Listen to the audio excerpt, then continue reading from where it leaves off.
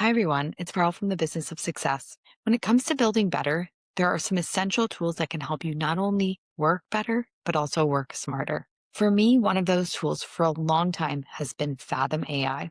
Fathom AI is a note taker like no other. It has various options, including a transcript only mode, audio only mode, video only mode, as well as offering live coaching during your sessions. I have used this so many times while I'm talking to customers, reminding me when it might be time to, take a moment or take a pause. Fathom AI is a wonderful tool that also allows you to be hands-free and fully present. The most important reason that I use it in all of my meetings and my calls. So if you are looking for a way to level up your work, gain efficiency, work smarter so that you can build better, consider Fathom AI. Check out my link to Fathom in the show notes. Hi, everyone. Welcome back to another episode of the Business of Success. Today, I have with me someone that I have worked with for a few years. Actually, somebody that I think set my first real true expectation of what employee experience and employee engagement was all about. This is interesting because I actually have an HR background and I know what these terms are. But I think working with Molly here, who's here today,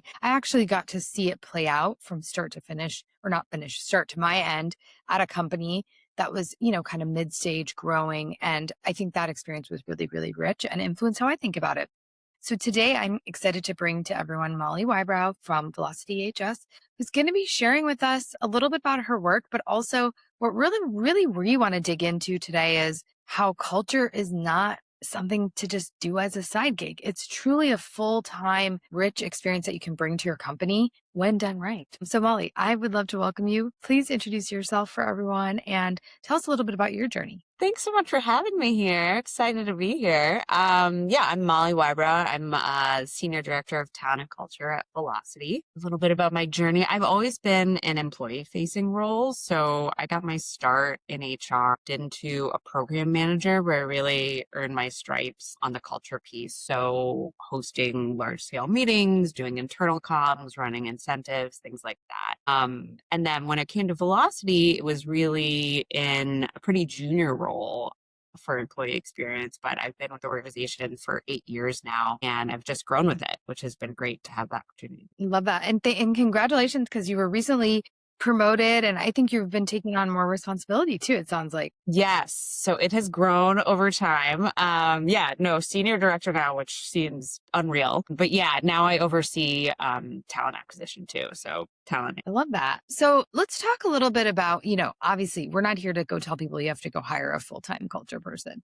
But when I kind of put this podcast idea out there, right, it was what came to my mind was a lot of companies sort of treat employee experience as a nice to have, as a thing, a side project. But, there's data on this. And generally speaking, it needs to be up at the forefront, right? If we want to build workplaces that people want to come back to, this is something that can't just be a nice to have. It has to be a full-time experience. So I would love to hear from you. What kind of differences have you seen in different organizations, maybe that you've worked with or that you've talked to or visited, that dedicate full-time resource or thought to employee experience versus those that don't?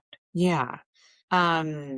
It's so true. I think a lot of this is like very late stage for a lot of organizations to think about a full-time person or investing in culture in a really intentional way. But culture happens whether you invest in it or not. So it's the difference of whether you're designing it or just dealing with the consequences of kind of what happens there. So I've definitely worked in environments where it is kind of whoever has time for it or side gigs, and it just feels kind of fragmented. Different people can have largely different experiences at the same company. But in organizations that invest in it, you see a through line in onboarding, in performance management, in recognition, in dealing with tough conversations even. So it feels much more intentional. And I think that also shows up in the results. You can, like at Velocity, I think we have intentionally designed the culture and that shows up in our retention rates for one. Yeah. You're gonna see it whether you do something about it or Yeah, but also it's a cost, right, to an organization. not. And it is a cost that I think many organizations kind of look under. They look above, they see what's going on, little smoke over the hood, okay, but they don't really like dig down deep under the hood and see the true systemic impacts. Now, I work with a lot of early stage companies, right? It's not always easy to invest in a role like yours for them. What are some simple things or building blocks that you've seen at maybe in even early in your career, right? Things that you can just start to think about how to build a culture program. Yeah.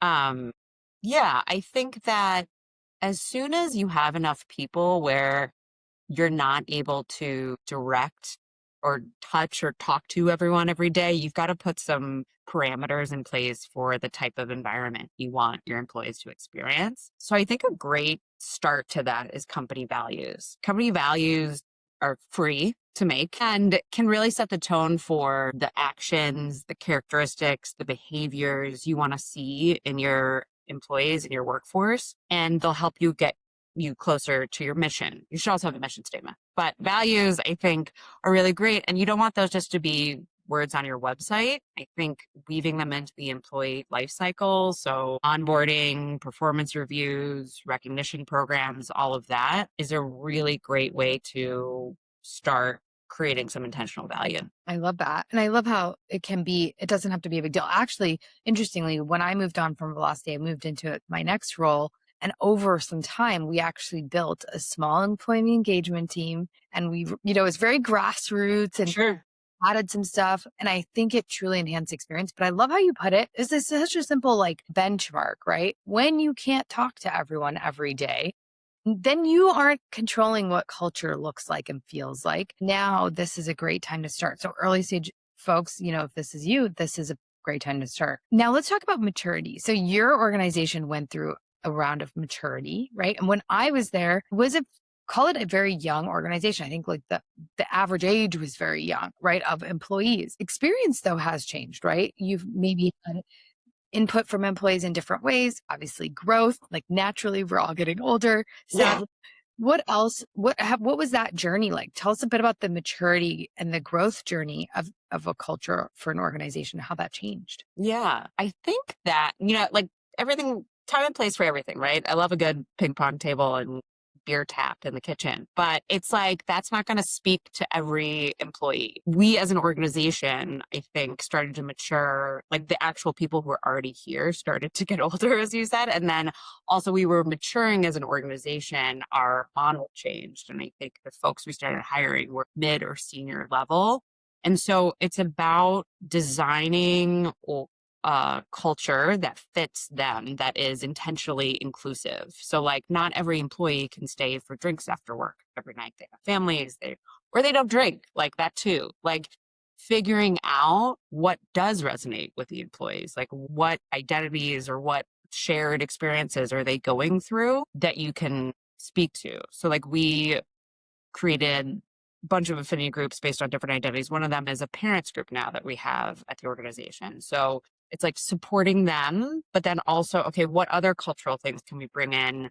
Because we know we have a lot of working parents. What speakers can we bring in that would be of interest? What benefits can we offer that would speak to working parents? So structurally, it's about broadening your programs to be intentional in your inclusion and understanding, meeting your employees where they are. And I feel like workplaces are going through another shift again, right? It's like the next generations of employees are also changing the way that they engage and the way that they want to have fun, right? So, Yeah. I love to see the evolution across many industries. But I love that. And I think maturity, it doesn't have to look the same for everybody, right? No. And be really truly based on what your organization looks like and what it needs. Interestingly, the company I went to after Velocity, so working at Velocity was a very young kind of environment. Company I went to next, everyone had like 3 and 4 kids. And I was like, oh, this is different, Wow. Yeah. I bet that felt very different. Yeah, very different. But it did not everybody, of course. Like there were some people that didn't, but the founders did. And so they set the tone Right. of how they operated based on, their family lives and things like that. Okay, let's talk now about, obviously organizations are going to grow, they're going to mature. They have a certain though maybe value system and let's call it, goal, the types of employees that we want to attract. When you now put on your talent hat and you're trying to think about recruitment, what are important elements that you might balance in assessing cultural fit? And, obviously this maybe has evolved to companies like Velocity, but I would love to hear kind of what are some just key attributes that you put onto your score? Yeah. Um, the term culture fit, I don't love. We intentionally coach our leaders away from that because I think that can quickly turn into hiring people who feel familiar. And that's when you lose diversity of thought, which is a key benefit to, embedding DEI practices throughout your organization. So instead of cultural fit, thinking about cultural add, what new perspectives, experiences, ways of thinking can this person add to the team to enrich it? And, trying to add that in. I do think that our leaders look for folks who lead with empathy. I think that's really important to a lot of our leaders. And that's, one of our values is be humble. Nobody, and I always say when I explain it, nobody likes to work with a jerk. So I think we do look for people who are caring and connective and relational, but I think we're looking for people with different experiences and different ways of thinking about things and trying to structure our hiring process so it's as unbiased as possible. So we're really evaluating based, a consistent criteria and not just going with our gut. That should be the name of your book if you write one.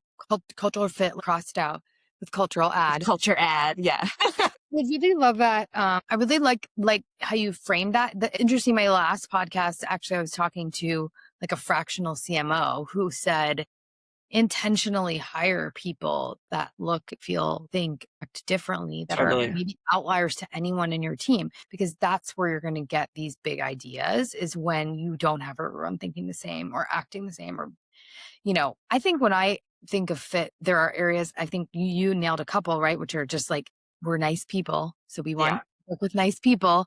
But there's others, like for me, that I have noticed over my career is when I'm hiring into startups or not hiring into like company stage, letting people really understand what the experience could be like, right? Because I think I work with a lot of earlier stage companies, and like people are just sometimes not prepared for what that's like. So that's like an example for me. But I love that culture add. That's such a good way to think about it. Yeah. But he's absolutely right. Like the diversity of perspective 100% leads to richer business outcomes. The data shows it. Yeah. Let's It's a talk about win-win. other data is like, I think retention data. And we're not going to quote a whole bunch of data unless you brought some, but I do Yeah. think employee retention is not something that is probably in a healthy spot today based on what I know. I mean, we hear like, Catalyst had a report out that 455 women left the workplace in 2025. And I quote that one often because it does kind of stress me out of what is the future of the workplace if we lose women. But let's talk in general about your programs or things that you focus on to engage employee retention, right? You mentioned you have a really good retention rate. What are the hidden costs if you don't have it? Like, why do you guys put it on, a pedestal? And what are some of the things you do to keep growing it? Yeah. I mean, obviously, yeah, retention is highly, highly expensive. The turnover, the loss of employee, the hiring someone new, that costs a lot. But then how it shows, the things that are a little bit harder to see, I think, are productivity and engagement and what happens to the teams who are left behind. I think with all that institutional knowledge walking out the door, there can be like the speed at which you can get things done can definitely impact the workload on remaining employees, the risk of burnout, all of that. And the decline in engagement that we can see from all of that as well. So all of that I think can compound over time. And it's hard to see, but there is a real cost to that, to your employees and the productivity they're going to be able to bring to work. Yeah, absolutely. What do you, I mean, do you have any strategies in place? Obviously, the overall culture and like, making a workplace that people want to be. Are there other things that you're using, like coaching for leaders, things like that, on building retention programs? I'm just curious. We're in a really good place with it. I'm continually surprised, but we have just looked it up. What was it? Where I think our average leader tenure is 9 years and our average employee tenure is 6 and some change, which is crazy for like the tech industry. So it's working, whatever we're doing. I think we have a really strong culture, and that shows up in those numbers, that people feel that very cared for at work, and the cultural programs we have, the affinity groups, things like that. I think that does a lot. I will say also we're remote first, and I think that flexibility is really important to people. I know it's not an option for all organizations, but people don't want to leave a remote job. It's like, it's really, it's nice to have that, especially for groups like working parents and people who have other responsibilities. Like that kind of flexibility that we can afford our employees is, I think people don't want to. Yeah, I remember you called it, or maybe I called it, one of us that you said the great equalizer across even having a business that's segmented geographically, right? Like having Yeah. different places and not, some people maybe not being in an office location and feeling a little left out. So building a remote first workforce can also build some of that inclusion almost, right? Totally. Yeah. Yeah, absolutely. I love that. Interestingly, I think like, that flexibility was cited in that same Catalyst report of like one of the ways to combat people leaving the workplace, right? So yeah, you highlight that. Yeah. And speaking specifically to women, we have like a very even gender ratio in our organization, which is not common for software companies. And we have even higher numbers with our leaders, women in leadership positions. So That's a little fantastic. shout out for Well, and velocity I there. remember having like maternal health spaces and things like that when we were in the office. I mean, those are things that are great to carve out for those that are still going into the office and, keeping it in mind, right? Through the journey. Yeah, absolutely. So, I think we think about culture being something that is like a little bit broad for people to understand sometimes. And the best way to really gauge if you're doing a good job is to get feedback. Tell us a little bit about the ways that you're gathering employee feedback on the programs that you're offering or things that you're doing. How do you know that what you're doing is really working? Obviously, the retention rates are good, but Yeah. in that, right? Like, are there other things that that an organization can do to help inform leadership on change of direction, for example? Yeah. Yeah. I mean, certainly the employee voice is critical, I think, for so many areas of the business, but for culture, it's foundational. Like nothing, no cultural initiatives you roll out are going to stick if they're not, as we said, for the people, by the people. Because if people don't want it, they're not going to spend extra time to invest in it, to attend the meetings, to do any of that. It really has to be something people are interested in terms of like collecting feedback for those programs. I think a big part of my job I learned over the years is that I'm kind of the company's suggestion box. Like I'm always open to hearing what someone has to say about any little thing or big thing, and also like giving something a try. If someone wants to start a club or try something new and they're willing to put in the time to do it, I'm going to support it. It's like, hey, who am I to say that, like, your dog group isn't going to take off? And it did. So, like, whatever people want to do, you kind of have to be there for it. But I think also what has informed it over the years for us at Velocity is we have a very robust survey program. We survey all of our employees at least twice a year. Great variety of topics. It's through Glint, which is like a great like people science platform, and it has industry benchmarks and all of our historical data so we can see how we're doing over time and against other organizations. And I think our leaders take that very seriously. We go for 90% completion each time, and our leaders are really thoughtful about interpreting those results and actioning on them. And our employees feel that. Like we report back to them on what the results are, we say what we're going to do, and we stick by it. And like the DEI work we've done at the organization over the last several years is like really as a result of like a lot of call outs in that survey. Like, hey, we need to be doing something about this. And we did. And now it's like cornerstone to the culture here. I know you just jumped right into the next thing I was going to ask you about. So, DEI in general, right? It's like a word that people are afraid to use, but sounds like you're still employing it actively, which is something I love to hear. Could you share any of the feedback? Not like direct, obviously, but any cool things that you learned from employees or that you changed recently from research or just other organizations? Is there anything that you're doing that's a trend, so to speak, right now? I think it ebbs and flows over time. So like certainly there was a lot of urgency around it in 2021, the death of George Floyd, like all of that, we saw like a huge, and we were there to meet it, right? Like we had a ton of awareness. There was a lot of like events and people showed up and were really there for it.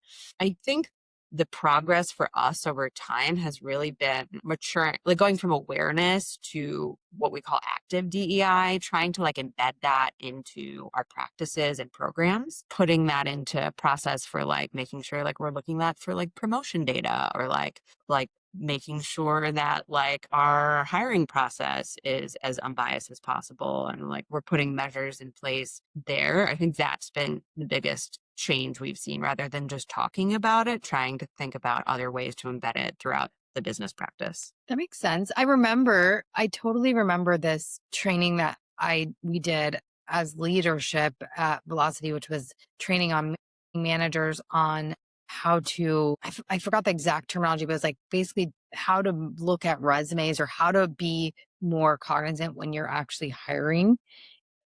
That stays with me still. I actually talk about it in many, many different things I've done because it's an investment in, saying, hey, we're all a little bit like biased naturally. Like, let's learn it. Oh, that's what it was. It was anti-bias. Conscious bias. Yes, unconscious bias in hiring. Thank you.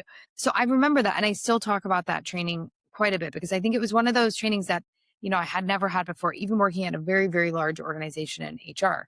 Hmm. But interestingly, also, it sounds like investment in leadership. So let's talk a little bit about maybe programs for leaders, right? Not only for their part of the culture, but also to have more of a top-down approach. What are some things you might be doing? Because that was happening when I was there. So I'm curious, are there any other practices or things that you are working on with your leadership to build like a top-down culture? Specifically around DEI or just in general? Well, anything. I remember the DEI one, but yeah, anything that's of interest. Yeah, I mean, I think that is definitely something we continue to try to do. We have a program at the organization called V-Lead, which is everything is V. Our orientation is V-Launch. This is V-Lead. So it's really trying to train and workshop our leadership competencies. So we have like a set of leadership competencies per level at our organization. So like train on different topics and areas for our people managers to, have all the tools they need to do a good job. And I think our people leaders are a huge asset in our organization. They really care and show up for their people. They're huge drivers of our culture. And we get their top score every time in the Glint survey is our manager score. People love their managers. So I think that also speaks to the retention. People say you quit your manager, you don't quit your job. And people don't want to quit our managers. That's excellent. I mean, that's absolutely, I feel like true. And I think a lot of companies don't almost miss that stage of investment. Like they'll quote somebody and say, okay, you're now a leader. And you're like, okay, great. I have no idea how to do this job. Yeah. I don't like, frankly speaking, it is not a point of pride to say like, I would love to learn to lead better. Right. But I think a lot of leaders won't probably ask for it because they want to be perceived as knowing what they're doing. So it's great to offer that. And I think those are programs that, that's something that when I talk to early stage companies too, it's like, if you are going to promote somebody who is maybe just like somebody that was there at the beginning of the company start, but has never led some other folks, put them into a training program, right? Let them understand a little of the basics. It sounds like your results are showing. So yeah, I think there's been a lot of investment in that over the years, but also like if it's early stage, it doesn't have to be internal. Like there's so many great external resources for that just to get some foundational stuff. Oh yeah. And you can use and free ones too. I Yeah. mean, you don't need to pay for. Okay, so I'm gonna ask you like a last sort of thought and question that we didn't plan. Obviously, the world of talent is changing rapidly, right? We have so many sort of new AI tools, AI systems.